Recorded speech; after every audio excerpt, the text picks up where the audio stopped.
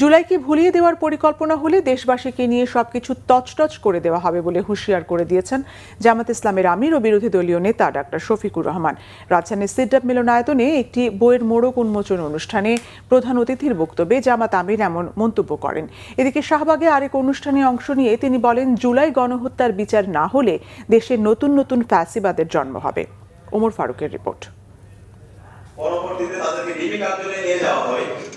রাজধানীর সিডাপ মিলনায়তনে আজাদী সংগ্রামের পটভূমিতে জুলাই বিপ্লব 2024 বইয়ের মোড়ক উন্মোচন অনুষ্ঠানের আয়োজন করে one initiative research and development.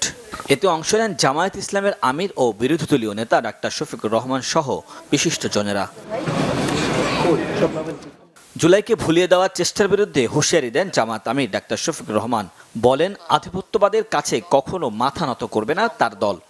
কোনো ভোট হলো, কোনো রায় হলো, 70% মানুষ ভোট দিল, এখন সরকারি দল মানবে না। হ্যাঁ মানবেন, অবশ্যই মানবেন, ইনশাল্লাহ মানবেন, ইনশাল্লাহ মানতে হবে। কি হচ্ছে এগুলো? তাইলে কি জুলাইকে ভুলিয়ে দেওয়ার একটা নিরন্তর উল্টা সংগ্রাম শুরু হয়েছে? যদি সেরকম কোনো সংগ্রাম হয়ে থাকে, আমরা মহান আল্লাহর উপর ভরসা করে বলছি, দেশবাসীকে সাথে নিয়ে এই সমস্ত কিছু ইনশাআল্লাহ তছনছ করে দেওয়া হবে।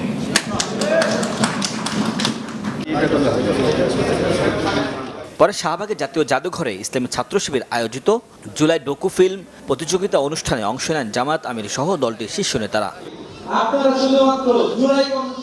সরকার সঠিক পথে না এলে অতীতের ফ্যাসিস্ট সরকারের মতো পরিণতি ভোগ করতে হবে বলেও মন্তব্য করেন ডাক্তার শফিকুর রহমান।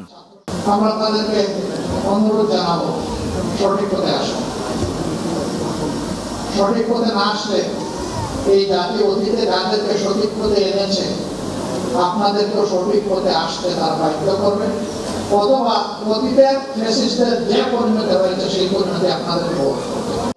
দেশ অস্থিতিশীল হয়ে পড়লে সরকারের টেকা কঠিন হয়ে যাবে বলে মন্তব্য বক্তাদের।